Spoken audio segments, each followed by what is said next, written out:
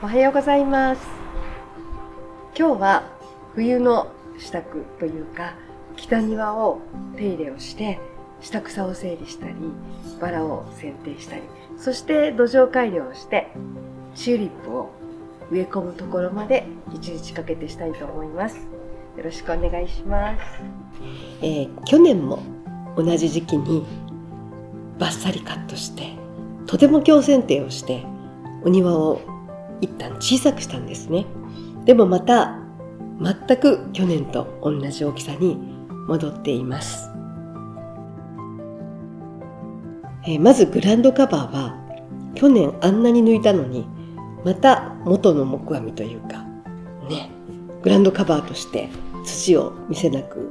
なって、今年もまたリセットしないとジャングルになっちゃうので、もう本当に目の敵のように引っ張って抜いてまずそれをします。で、あと宿根草たちは今年の天候が夏があまりにも暑かって、でこの間まで暖かかったのでまだ葉っぱが残ったり、いろいろ春と間違って花が咲いてたりしてますけれども、いつもの年と同じようにリセットをしてみることにしたので、切り戻しをしたいと思います。地下茎の宿根草結構入ってるんですけれども、これももう本当に去年あれだけ取ったのにまたはびこっていて、もうホトトギスなんかすっごいはびこりを、あと、ヤブランとかもそうですね。だからそういうのをどんどん取らないとまた来年大変なことになるので、そこも重点的に取ろうと思います。剪定するときには来年またどれぐらいになるか、それとあとこの北庭のバランスですね。それぞれの植物のバランス、それを考えながら思ったよりはきつめにカットします。短くした方が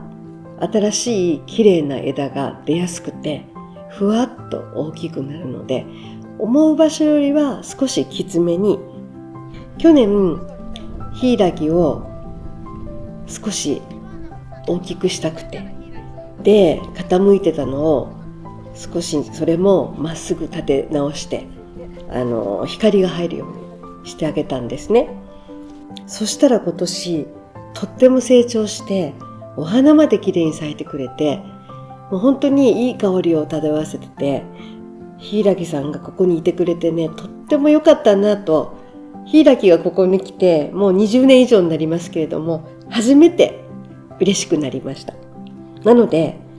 来年に向けてこの柊をもっと大きくして北庭がいい香りが、漂う、そんな風にしたいなと思いますので、またお隣さんをカットしてちっちゃくして、そしてまだ斜めに傾いているので、引っ張って樹形をまっすぐ整えたいと思います。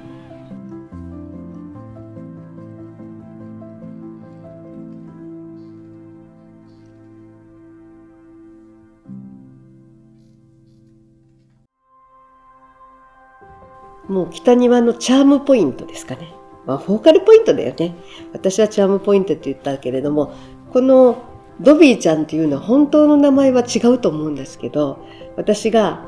なぜかこの子を見た瞬間に名前をドビーちゃんってつけたのね。この子を中心にこの北庭は考えてて、でこの上にスモークツリーグレイスがふわふわっと赤い花をつけるんですけれども、その下でプロスペリティさん、バラですね。彼女がふわーっと咲き誇ってくれます。そしてドビーちゃんを白い花で囲って、ドビーちゃんはうちの北庭の、お庭の番人さんって私は呼んでるんですけれども、ドビーちゃんをもう本当に包み込むように咲いてくれるのを毎年夢見て、今年もカットして誘引をします。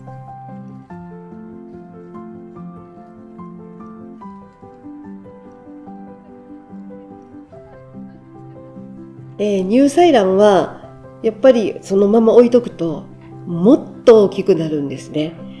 なので毎年縮めています。で、今回は特にヒイラギを大事にしたいなと思ってたので、ヒイラギ側でヒイラギさんにかかってる、当たってる葉っぱは全部取ろうと思います。3年前にキャリエルさんがお花をいっぱいつけてたのに突然枯れたんですよね。その横にあったうつぎが旺盛で、どうも水が取られたような感じで枯れちゃったので、今回またお迎えしようと思いますので、うつぎさんはお嫁に行くこと、そして、キャリエルさんだけをここに今から植えたいと思います。はい、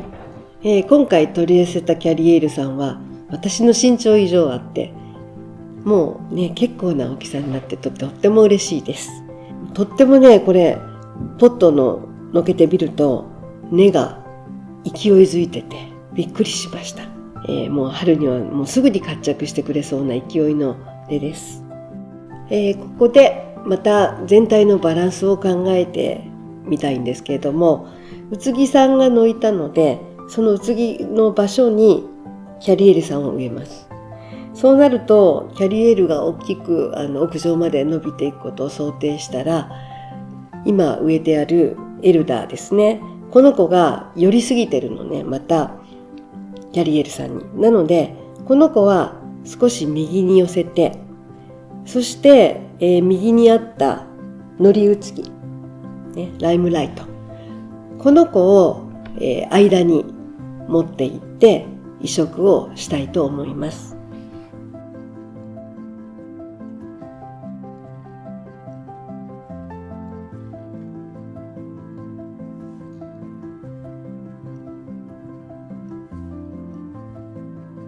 じゃあ今年北庭に植える子なんだけども、一番たくさん植えるのがブラックヒーローさんです。黒いチューリップの中で一番大きくて八重咲きです。これをたっぷり植えたいと思います。はい、そして今回の新入りさん、これがコンチネンタル。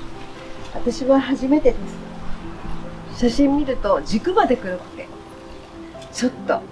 楽しみです。そして白い子は緑のストライプの入ったこの子はスプリンググリーン。この子も毎年、花を咲かせているんですけれども、今年は多めに入れたいと思います。そしてもう25年間ずっと使っているマウンテタコマさん。この子も白のたっぷりしたなんていうかな、花びらがたっぷりあってすごい可愛い子です。この4つを植えたいと思います。あとムスカリを少々植え込んで春を楽しみたいと思っています。今日はめちゃくちゃ寒いんですね。でも寒くなったらこの子たちはね、今から活動するぞって思ってちょうどいいんじゃないかなと思います。毎年チューリップは白い子と黒い子をお迎えするんですけれども、もうマキタのど真ん中のどちらかというと暗いところ、ここに黒いチューリップを固めて植えてます。その周りには銅葉の乳サランであったり銅葉の葉っぱのものも植えてて、より暗いところを暗く、そして、北東にあたる部分、朝日が入る部分ですね。ここは朝明るい感じなんですけれども、ここには白いチューリップを植えます。背景には、符が入っているちょっと明るめのリーフを植えてあるんですけれども、そこの前に白いチューリップ、そして西にあたる北西ですけれども、こちらも春が来ると夕日が入るようになります。なのでこちらも夕方明るい感じになるので、黒のチューリップではなくて白のチューリップを植えます。はい、もともと咲いてくれるムスカリもずっとあるんですけれども、今回2種類植え足しました。チューリップが咲く時に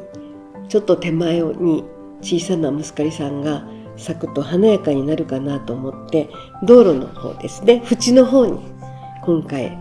植え足しました。今年の夏の暑さで結構苗がもうやられちゃってました。なので毎年この時期にも種が飛んで発芽してくれるものもいつもあるんですけれども、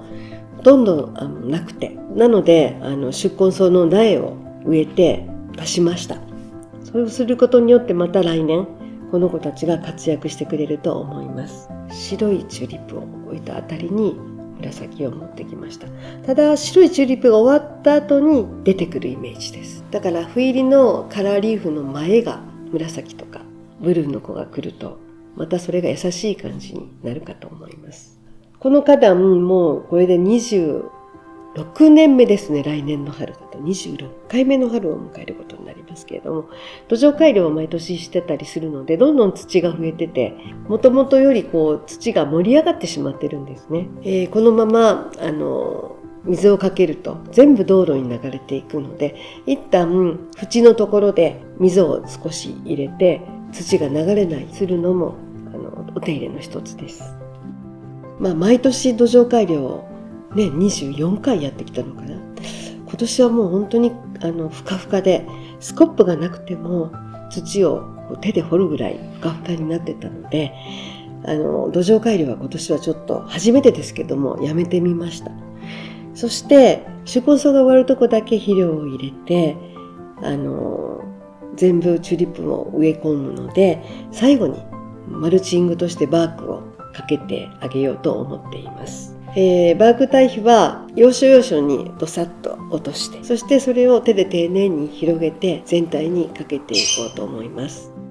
チューリップの球根を植えてて穴を開けてたら、ふっと何か見たことないものがいると思って見たら、ちっちゃい亀さんがこんなところにいてびっくりです。またチューリップの穴と同じように開けて戻してあげようかと思います。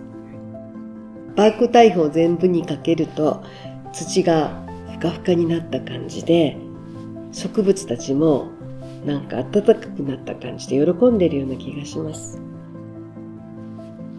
最後にたっぷりお水をかけて終了したいと思います。はい、今年もやっと新しい春の楽しみができました。ヒイラギがこんなに素敵になるなんて、やっぱり去年ヒイラギさんの周りを徹底的に手入れしてよかったなと思いますし、来年はもっともっとヒイラギが大きくなるだろうし、今年は今まで放置したバラも誘引して、策略的に花を咲かそうと思っているんですが、どうなるかそれもすごい楽しみですし、キャリエさんも3年ぶりにお迎えしたので、またスタートですね。だからこのまた新しい春が楽しみで、たくさんの方に見に来ていただけたらなと思っております。